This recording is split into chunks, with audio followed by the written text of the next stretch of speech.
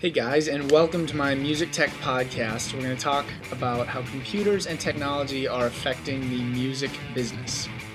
So, at the turn of the 20th century, recording was a little complicated. There was no such thing as going back and re-recording and take on a specific instrument.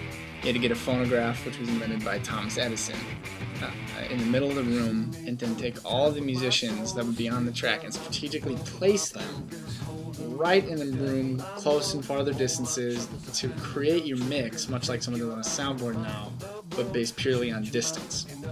So the way a phonograph works is through audio recording being engraved on a cylindrical disc through a large microphone-like horn.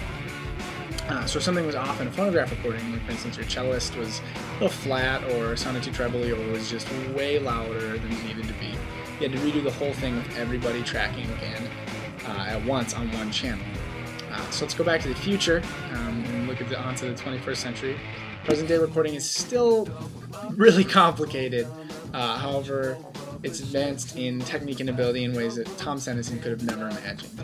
Professional studios now employ large soundboards that are also recording interfaces, so they allow you to send signal from each microphone or instrument to an individual track in a program which allows you to record one instrument at a time. You can go back and retrack over any mistakes. Allows you to edit the way that an instrument sounds afterwards, EQ it, allows for the modern mixing and mastering system. So some programs allow you to use these interfaces include DigiDesign's Pro Tools, Apple's Logic Studio, and Ableton's Live Suite. One area of music that is vastly changing, and is on the software side of things, is the area of computerized instrumentation. And so by that I'm talking about like MIDI use in virtual synth racks. With just my MacBook Pro, a MIDI keyboard, and a USB mic, I can create a whole album of music that sounds professional. And Propellerhead's Reason, I can use a MIDI keyboard to play, literally thousands upon thousands of instruments. By hooking up a keyboard via a USB interface, a MIDI keyboard, each note struck on the keys of that keyboard corresponds to a note sounded on whatever it's called a patch that you have loaded in a virtual synth instrumentation rack. So for instance, 30 years ago, in order to track a song on a piano from the famous Abbey Road's studio in Britain, very famous, Beatles recorded there, I had to rent studio space there, which alone is extremely expensive. I had to cover my costs to get to Britain, again, very expensive.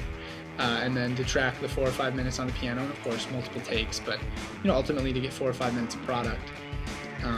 Whereas now I can literally buy a refill, as they call it for Reason, and at any time, any day, have recorded samples of each piano and organ in that studio accessible to me in Reason. So even though all I have out is my laptop, a small USB keyboard, I can track a song on anything from a Steinway piano to a Stradivarius violin to a Civil War banjo mandolin, or to a didgeridoo. Untold possibilities exist. So that, in a nutshell, is a couple things going on in the music business thanks to computer tech. Thanks.